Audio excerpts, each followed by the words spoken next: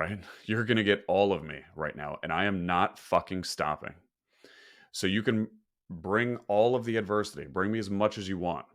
You can punch me in the fucking face as many times as you want. But if I'm not dead, I will keep getting back up and I will keep going. So bring it on. Welcome to the Ryan Rice Show, where we talk about what we learned yesterday that we can apply today so that we can be better tomorrow. I hope you enjoy and subscribe. I sold a house this week that marked the end of a chapter of adversity for me. And it had me thinking about the adversity that I'd faced, and I wanted to document this and give you the frameworks I used to get through that adversity. And for context, it was probably some of the most significant adversity that I've experienced in my life. Who am I? My name is Ryan Rice. I am a full-time real estate investor, and I make these to help you make more money in your real estate business. The unique thing about adversity is everybody wants the qualities that adversity produces, but nobody wants the experiences that give them those qualities. And the more and more I'm in business, the more I realize that my actual goal in business is just to get better, just to keep going in business. Because I know if I get better, it means I'll be able to serve my customers better. I'll build a company that people actually want to be working in, etc. And so something that really helps me get through adversity now is knowing with every ounce of my being that the adversity in front of me is actually going to create a future me that is better than current state me. And it almost brings on this sense of, well, hey, bring it on. Which was entirely opposite of how I initially reacted to any sort of significant adversity. My initial thoughts were, oh my God, what if I lose everything? What if I have to go into bankruptcy? That would be so embarrassing. What if I have to move in with my parents with 2 kids in my late 30s? What if I have to start over? What if I have to leave? Why the heck did I leave a high-paying W-2 job? I'm an idiot, et cetera, et cetera. And what I did that helped in the beginning was just stopping to answer all of those questions, all of that negative self-talk, not trying to avoid it, but rather actually acknowledging it and then answering it. And the problem is when we create all of these manic thoughts in our brains, what really makes the fear stronger is by asking ourselves all of these ridiculous questions, right? And overwhelming our brain to the point of where we feel like, oh my God, this is going to happen. And then because of that, then this, and then this. And because it's so scary, it means that all those things are going to happen and I'm actually going to die, right? And I remember doing this several times, right? When the significant adversity hit, a million of those thoughts would run through my brain. And what I did one time, I was in front of my laptop and one of those thoughts came into my head and I stopped and I wrote the thought down. And then I would stop and I actually typed out an answer to that question, right? So what if X happened? Well, I wrote down the question and then I typed out an answer. And then another thought came and then I wrote down the thought and wrote down the answer. And I would repeat this over and over until I had answers for what I would do if every possible bad thing happened. If all of the worst case scenarios that I kept floating around in my head, if they all happened, I wrote down what I would do. And what was amazing is after I had all of that in front of me, number one, it almost felt therapeutic.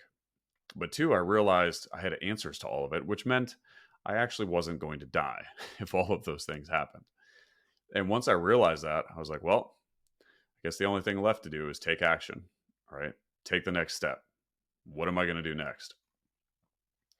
And so what happens when we ask all of those, what happens when we ask ourselves all of those manic questions and we don't answer them is we can't take any action because our brain doesn't know what the fuck we would do if all of those things happen, right? All we have is about 14 worst case scenario situations running through our heads all at the same time, and we feel helpless. And because of that, we do nothing because we haven't thought through anything that we could possibly do because all we've thought about is all of the bad things happening. And so we just continue to worry. And so that's the first framework that helped me get through adversity. I wrote down the things that I was most fearful of happening, and then I wrote down what I would do if all of them actually did happen. And for me, it was such an empowering exercise. The next thing I did is I started to shift my goals. Like I mentioned, when I started real estate full time, I like the idea of entrepreneurship bringing me a lot of money, right?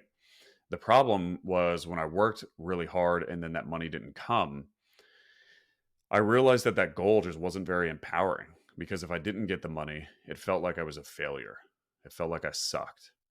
But when I shifted my goal more towards just getting better, just improving, then in a weird way, I could get excited when adversity presented itself because every time adversity hit, it meant that I was lucky enough to be presented with an opportunity to get better.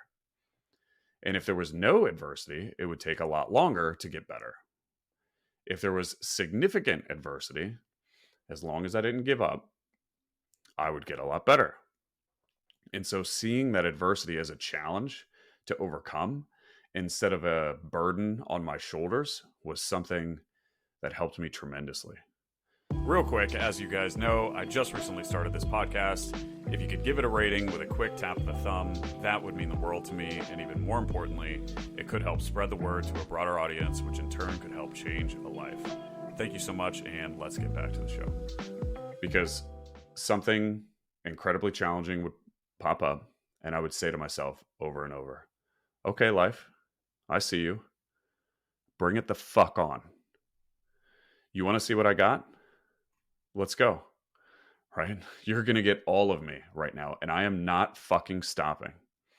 So you can bring all of the adversity, bring me as much as you want. You can punch me in the fucking face as many times as you want. But if I'm not dead, I will keep getting back up and I will keep going. So bring it on. Right? And that mindset was very helpful for me because it actually provided utility. It led to action. Whereas asking myself a million questions that I never answered or I never addressed and thinking about all of the worst case scenarios over and over and over, all that did was provoke fear and it led to zero action. And there was absolutely zero utility that those thoughts were providing. And so thinking of thoughts that actually provided utility was helpful. So that's the second framework. Learning to view adversity as an opportunity to create a future version of yourself that would accomplish some really cool shit. And training your brain that when that adversity is presented in front of you, you actually get excited because this is the opportunity that you've been looking for to actually get better. And if you can do those first two things, those first two frameworks, then you just have to learn to keep going at that point and not give up. And it can be really hard to get punched in the face over and over and over, yet still have the will to keep going. I read Phil Knight's Nike story probably about 4 years ago now. It's called Shoe Dog. And if you've read it, he repeatedly ate glass over and over and over for years. And he lost everything multiple times. And he constantly talks about how he ran out of money and he just didn't know what he was going to do. But instead of sulking, he learned to be resourceful. And there was one situation he talks about in the book where he literally went to zero, didn't have enough money to pay his monthly expenses, didn't have enough money to pay his large staff that he had worked up to that point. And so he went to several of his suppliers, the people that were helping manufacture his shoes, his vendors. And he said, hey, can you pay my payroll this month? Because if you can't, then I kind of have to shut everything down and the business is over, which means I can't pay you anymore. And his own suppliers paid his fucking payroll. And I just find that so impressive. And if I remember the book correctly, I think that was the last story of super significant adversity. And on the other side of that, he started seeing really, really big business success. And what a lesson that is, in my opinion. And something that helped me endure adversity for an extended period of time was just having a really clear North Star. For example, being the best possible father that I could be to my girls, which I knew that once I made it through all of the shit that I was going through, I would be able to teach them how to get through anything because I had done it myself and I would know the steps that needed done.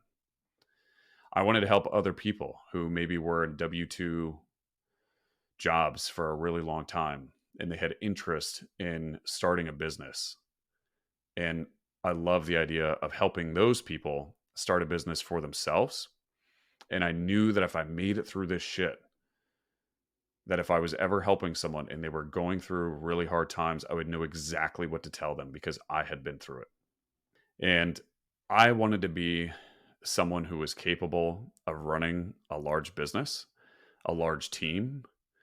And I knew that no matter how many times I got hit, that if I just kept going, eventually I would turn into someone capable of running a very big business.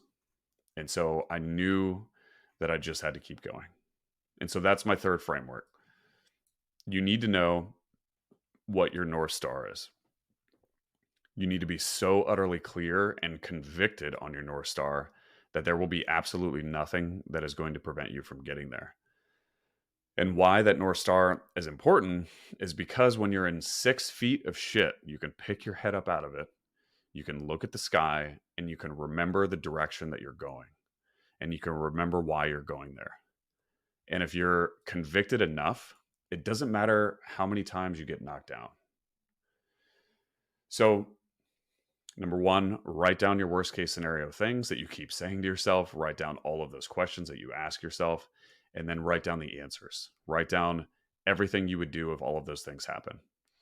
Number two, train your brain that when adversity arises, you welcome it. You see it as a challenge. You say, bring it on, because it means you have an opportunity in front of you to be someone better than the person that you are today. And you just have to face that boss in front of you. And number three, have a strong North Star. Those are the things that help me. And if you're going through some shit, I hope they helped you like they did me.